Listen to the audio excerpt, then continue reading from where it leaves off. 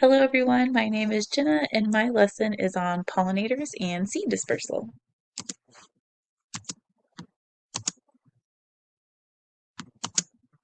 The standard I chose to go with for this project is develop a simple model that mimics the function of an animal in dispersing seeds or pollinating plants.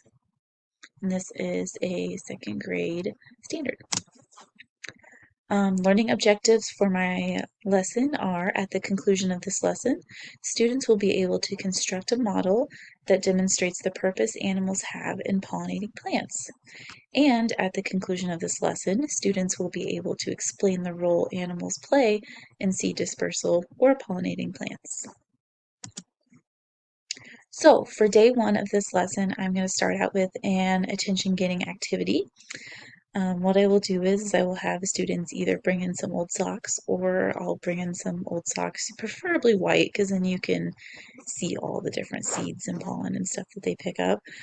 But what I'll do is I'll have students put the socks on their hands and then we will go outdoors and try to find an area that has some like taller grass or some flowers and just have students kind of walk through it. Make sure to use their hands and touch all the different plants and such. Then we will have the students bring the socks back into the classroom and observe what they see. You know, kind of have them go around the room and say, what do you see on your sock? Um, what are some of the different textures of the seeds? Encourage them to really look at the differences between them and what makes them stick on there and all the stuff like that. Also on day one, we'll go over the key concepts of this lesson. We'll talk about pollination, pollinators, and then seed dispersal. And I'll really reiterate that, animals can move around to meet their needs, but plants cannot. And because they cannot, they depend on animals for, pollination and seed dispersal. All right, so day two of this lesson is when I am going to do the build a robotic bee activity that I created. I will start out with this scenario I'll give to the kids. A farmer has lost most of his bees, and because of that, his vegetable plants are not getting pollinated. He bought these robotic bees that seem to have no troubles, moving from flower to flower, but the flowers are just still not getting pollinated by the bees. I tell the students, we need your help to investigate why they are not able to pollinate the flowers. So I will give each student the robotic bee, which is a little hex bug nano, which I'll show you a picture of it in the next slide. Um, and they will have to take that little robotic bee and they are going to design a new one basically. They're going to take it and add to it to help it become able to pollinate the flowers and carry that pollen from flower to flower. Um, So I will give them various like arts and crafts supplies to accomplish this.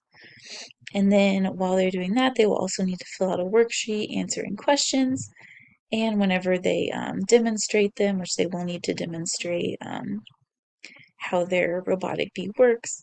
So as you can see in this picture, I have a little field with some flowers that I drew, and then I put some glitter in the center of each one to represent the pollen for each flower.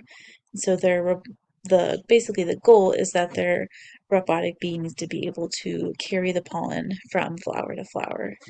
So I use the different colors so hopefully you can kind of tell the difference between, the pollen from each flower as it travels. So they will, when they're demonstrating, how their bee works, they will need to kind of verbally explain, why they chose this design. So this is the design I came up with for my robotic bee. I used some little pom-poms and taped them on there. It worked okay, probably wasn't the best. I think what I will encourage the kids to do is to try out their design, and then if it doesn't work, go back to the drawing board and then add on what they think might help it be successful, and then try it again. So here is the demonstration I did with mine. So as you can see, it does carry some of the pollen, but not quite enough to get to some of the other flowers here. I also didn't use a whole lot of glitter. I probably should have used a little more glitter, but I was pretty stingy with it. Another thing about these hex bugs is they like to get stuck in the corners a lot. I created a little barrier for mine just so I didn't have to keep chasing it, but it does like to get stuck a lot.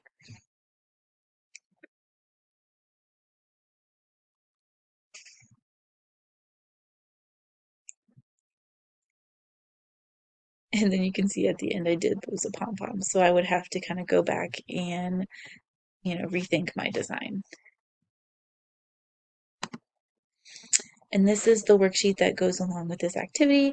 So some of the questions I will have the kids answer is, why is the robotic bee not able to pollinate the flowers in the beginning? Then I'll ask them, what did you change about your robotic bee in your new model? Then I will ask them, how does your changes help the robotic bee pollinate the flowers? And why is it important that the robotic bee pollinates the vegetable plants for the farmer?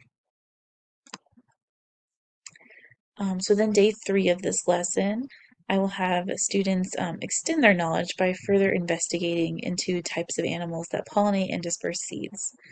So what I'll have is each student will pick a pollinator or animal that is vital in seed dispersal, and they will need to research online to answer the following questions in their lab journals.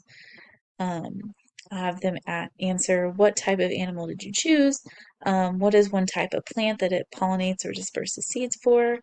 What about this plant attracts the animal? So why does it, pollinate or disperse seeds for it?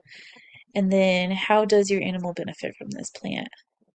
I'll probably try to find some good resources to help the kids out or encourage them to go on YouTube and watch some videos.